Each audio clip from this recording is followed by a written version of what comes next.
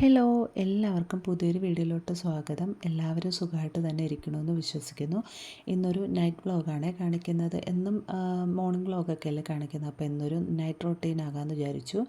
രാവിലെ മീനൊന്നും കിട്ടാത്തത് കൊണ്ട് തന്നെ ഉണക്കമീൻ മേടിച്ചിട്ടുണ്ടായിരുന്നു രാത്രിയിലത്തേക്ക് ചോറിന് വേണ്ടിയിട്ട്. അപ്പോൾ ഇത് കൊഴിയാളയുടെ ഉണക്കമീനാണ്. 50 രൂപയുടെ ഒരു പാക്കറ്റാണ്. അപ്പോൾ നിങ്ങളുടെ അവിടെയൊക്കെ കൊഴിയാള എന്നാണോ ഇതിനെ പറയണതെന്ന് എനിക്കറിയില്ല. എന്തായാലും അത് വറുക്കാമെന്ന് വിചാരിച്ചു. അതിൻ്റെ കൂടെ തന്നെ ഞാൻ സവാളയും പച്ചമുളകും ഉരുളക്കിഴങ്ങ് ചേർത്തിട്ടാണ് ഫ്രൈ ചെയ്യുന്നത്.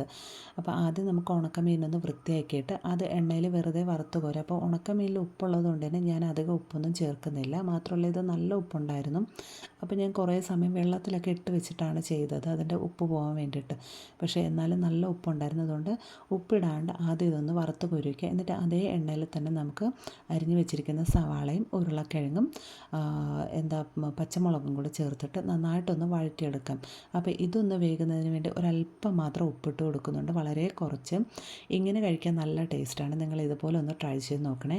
ഇനി നമുക്ക് ഉരുളക്കിഴങ്ങ് ചേർക്കാൻ ഇഷ്ടമല്ല എന്നുണ്ടെങ്കിൽ വെറും സവാളയും പച്ചമുളകും മാത്രം ചേർത്തിട്ടും നമുക്ക് ഇതുപോലെ ചെയ്തെടുക്കാം. നല്ല ടേസ്റ്റാണ്. ചോറ് കഴിക്കാൻ വേറെ കറികളൊന്നും വേണമെന്നുമില്ല. അപ്പം ഞാൻ സാമ്പാറിൻ്റെ കൂടെ മുട്ടയാണെന്നുണ്ടെങ്കിൽ ഒരു ടേസ്റ്റ് ഉണ്ടാവില്ല എന്ന് വെച്ചിട്ടാണ് ഞാൻ ഇങ്ങനെ ചെയ്ത് കഴിക്കുന്നത്. ഇത് മാത്രം വെച്ച് നമുക്ക് ചോറ് കഴിക്കാം, അത്രയും ടേസ്റ്റായിരിക്കും. അപ്പോൾ പൊടികളായിട്ട് ഒരല്പം മഞ്ഞളും ഒരല്പം എരിവിന് വേണ്ടിയിട്ടും ഒരു നിറത്തിന് വേണ്ടിയിട്ടും മാത്രം മുളക് പൊടിയും ചേർത്ത് കൊടുക്കുന്നുണ്ട്. അതെല്ലാം കൂടി ഒന്ന് വഴറ്റി യോജിപ്പിച്ചിട്ട് നേരത്തെ ഫ്രൈ ചെയ്ത് വെച്ചിരിക്കുന്ന ഉണക്ക മീനും കൂടെ ചേർത്ത് ഒന്ന് അടച്ചു വെച്ച് കഴിഞ്ഞാൽ ഇത് റെഡിയായി കഴിഞ്ഞു. ഇനി നമുക്ക് ചോറ് കഴിക്കാനുള്ള കറി റെഡിയാക്കി വെച്ചു. ഇനി കടല കുതിർത്ത് വെച്ചിട്ടുണ്ടായിരുന്നു, അതും കൂടെ ഒന്ന് കുക്കറിലാക്കി വെക്കുന്നുണ്ട്. അപ്പോൾ ചോറ് കഴിക്കുന്ന സമയം കൊണ്ട് അതും വെന്ത് കിട്ടും. അപ്പം ഞാൻ നാളെ രാവിലെ പുട്ടും കടലക്കറി ഉണ്ടാക്കാൻ വേണ്ടിയിട്ടാണ്. അപ്പോൾ രാവിലെ ഇങ്ങനെ കുക്കറിൻ്റെ വിസിലൊക്കെ കേൾക്കുമ്പോൾ അല്ലു പെട്ടെന്ന് ചാടി വീണ് എണീക്കും. അവന് ഭയങ്കര പേടിയാണ്. അപ്പോൾ അതുകൊണ്ട് തന്നെ ഇങ്ങനെ ഇപ്പോൾ കടലയൊക്കെ ഇടുന്നുണ്ടെന്നുണ്ടെങ്കിൽ രാവിലെ ഞാൻ മാക്സിമം വേവിക്കാൻ നിൽക്കാറില്ല. ഇതുപോലെ രാത്രിയിൽ വേവിച്ച് അതേ കുക്കറിൽ തന്നെ ഇങ്ങനെ അടച്ചു വച്ചേക്കും. അപ്പോൾ ഇന്ന് രാത്രിയിൽ ഇച്ചാൻ കഴിക്കാനില്ല, വേറൊരു സ്ഥലത്ത് പോയിരിക്കണം, ആൾ വരുമ്പോൾ താമസിക്കും. അപ്പം ഞങ്ങൾ മാത്രമേ ചോറ് കഴിക്കാനുള്ളൂ.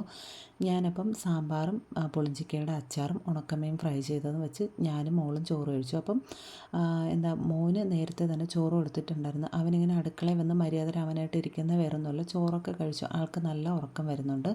ടി വിയും കണ്ട് ഞങ്ങളുടെ കൂടെ ഇങ്ങനെ ഇരിക്കുന്നതേ ഉള്ളൂ. അപ്പോൾ ഇനി ഞങ്ങളിത് ചോറൊക്കെ കഴിച്ചിട്ട് പാത്രമൊക്കെ കഴുകി വെച്ചിട്ട് ഞങ്ങൾ കിടക്കും. അപ്പോൾ ആളും കിടക്കും. അങ്ങനെ അവനിങ്ങനെ ഇരിക്കുകയാണ് ഗ്ലാസ്സൊക്കെ എടുത്ത് വെച്ചിട്ട്.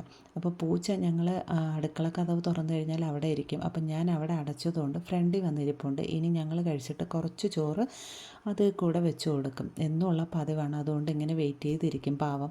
അപ്പം ഞാൻ ചോറ് വയ്ക്കാൻ പോകാൻ നേരത്ത് അല്ലും കൂടെ വരുന്നുണ്ട്, കമ്പെടുത്തുകൊണ്ട്.